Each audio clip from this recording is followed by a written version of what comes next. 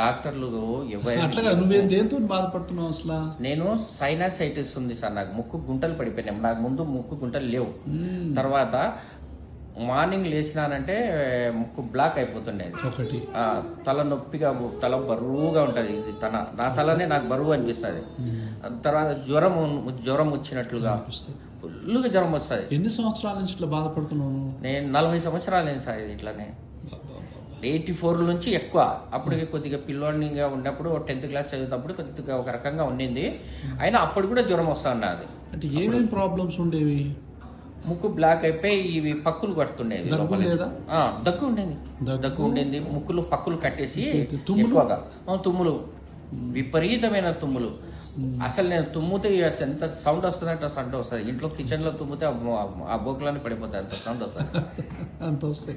ఇట్లా 40 ఏళ్ల నుంచి బాధపడుతుంది. 40 ఏళ్ళు అయింది సార్, ఖచ్చితంగా 40 ఏళ్ళు. నాకు తెలిసినంత వరకు తెలియదు. ఆ చిన్నప్పుడైతే మా నాన్న వాళ్ళు మన సత్యనారాయణ రాజు శర్మ సార్ అని పాపనోళ్ళు డాక్టర్ ఉంటాడు ఆయన. నరకం అనుభవించావు? నరకము దీనికంటే కూడా చావడం మేలు, అంతే. చావడం మేలు. ఆత్మహత్య కానీ నాకు ఆత్మహత్య మీద నాకు లోపల నుంచి ధైర్యం ఉంది అన్నమాట. ఇది ఏమన్నా కానీ చేయించుకోవాలా, ఏమైనా కానీ. ఎంతమంది డాక్టర్లు హోమియోపతి పావులేష్ కృష్ణ సార్ కూడా చెప్పిన, సార్ మీరు భూమి మీద ఉండేంత వరకు నేను వస్తా, తర్వాత రానన్నాడు. ఆయన మొన్న 101 సంవత్సరాల వయసులో చనిపోయారు. అంటే అంత నరకం అనుభవించాం. అన్ని రకాల వైద్యాలు వాడాం.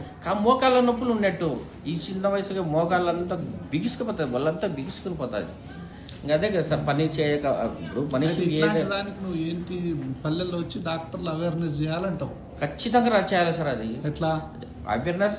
ప్రతి వాళ్ళ పెద్ద చిన్న డాక్టర్ అని కాదు, పెద్ద డాక్టర్ అయినా చిన్న డాక్టర్ అయినా అందరూ వచ్చేసి ఒక చిన్న వీధి కానీ ఒక వీధి కానీ ఒక ఊర్లో ఒక ప్రోగ్రామ్ లాంటిది పెట్టి మీరు ఏ మందులు వేయాల్సిన అవసరం, ధైర్యాన్ని ఇవ్వండి.